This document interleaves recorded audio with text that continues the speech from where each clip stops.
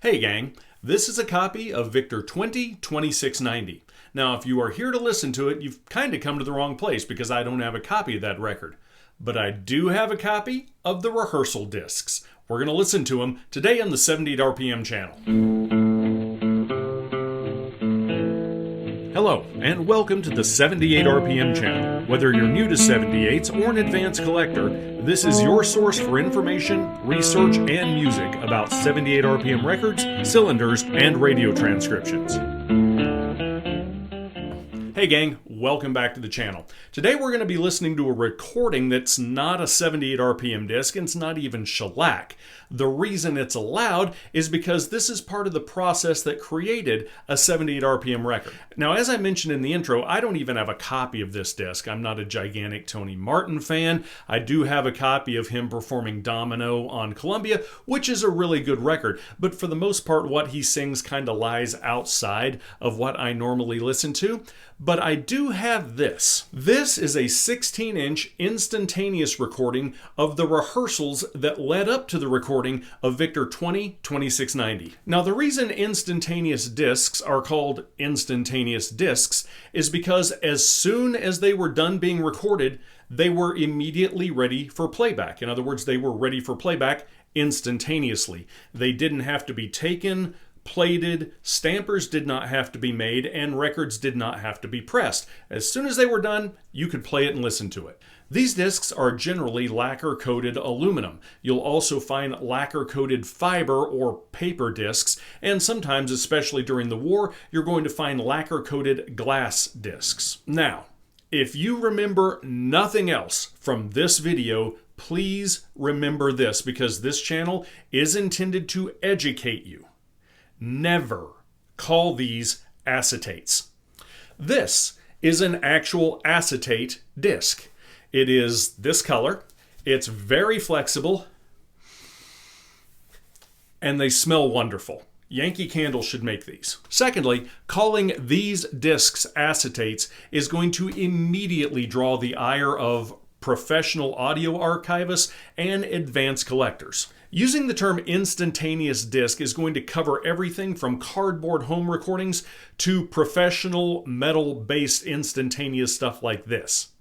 If you're relatively new to this hobby, do yourself a favor. Learn the terminology. These are instantaneous discs, or they are aluminum, glass, or fiber-based lacquers. They are never acetates. One thing I would be remiss if I didn't talk about before we go on is that these discs are considered extremely high risk by archivists, meaning they are long past their life expectancy.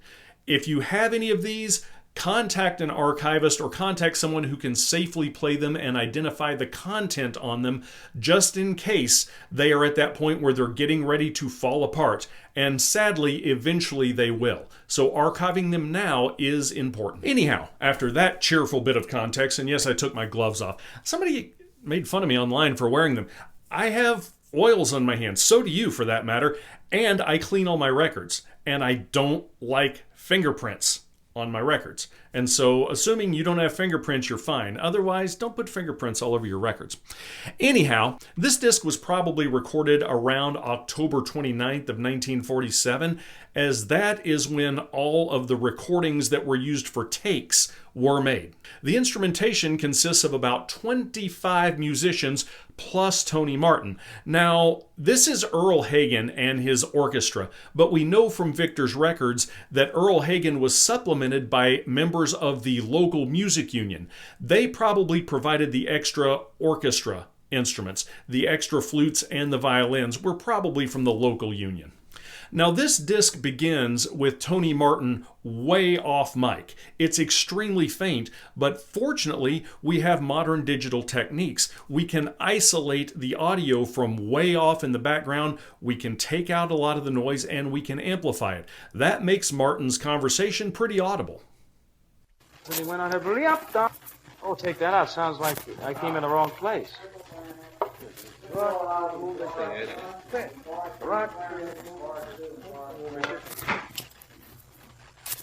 What's a rocket to the moon? In your middle part. It's not the middle of this song. That's not part of the chorus. It's not. It's a pattern like Beyond the Blue Horizon. The next passage consists of Tony Martin singing the second verse of this song. Unfortunately, the band was apparently playing the first verse. So after some quick chit-chat, they start over, and Tony Martin jumps in quickly. You'll hear him ask Earle Hagen to slow the orchestra down just a little bit, which they do. However, this was quickly followed by a complete breakdown of the take. Well, now, wait a minute now. I've already completed my second chorus, didn't I? Oh, you started from the top. Start from the top again. Slower. Get a little... Love, love, hooray for love. Who was ever too blasé for love? Some da-da-da-dee. If we have to fight, let's fight for love. Da-da! Can't they keep going, but they're playing.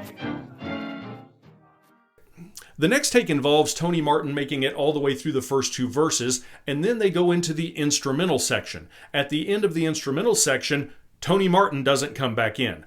You're going to hear Hagen in the background tell the band to keep playing, but once again, after he doesn't come in, it pretty much falls apart.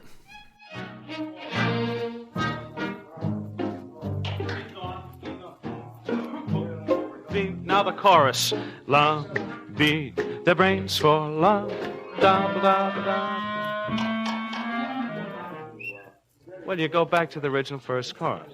After the band chorus, use that introduction 4 bars and play the first chorus again.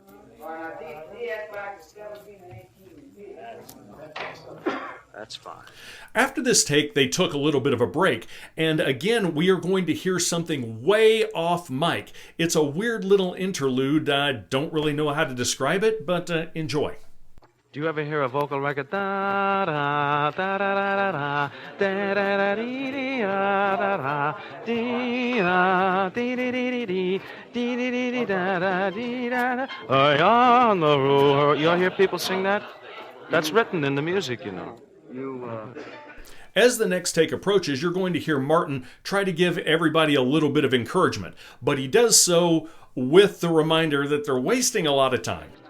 All right, let's take it again from the top. All right. Now tell them to enjoy this thing a little more. You have to relax as soon as he gets here. Well, all right, let's do it. Come on, we're wasting a lot of time. Yeah. Let's do it. And enjoy it, huh? The last full take we have on this disc, Tony Martin makes it all the way through, and this is actually a really good take, but inexplicably, for some reason, Martin sings 2 lines in a heavy French accent. I have no idea why, and it kind of shot the take. Some beat their brains for love, other fellas miss their train for love. Screen stars emote for love, even politicians vote for love. Kings lose their thrones. So that take went really well, other than Martin dropping into his French accent. However, that's about the end of this disc. But before it ends, again, way off mic, we hear Hagen and Martin having a conversation. That take that we just heard lasted just about 2.5 minutes. It was under 3. And so you hear very faintly Hagen asking Martin if he has another verse that he can put in order to make the song longer. Are we good? Short. Do you have another verse? Yes. I had it on the record. Interestingly enough, when the record was finally released, it did have an extra musical interlude in there that was not in the recordings we just heard. So they did add an extra section in order to fill out the record. Now, eventually, all of this resulted in a pretty good record. And if you want to know why this song is catchy and it's going to get stuck in your head, I apologize for that. It's because it was written by Harold Arlen.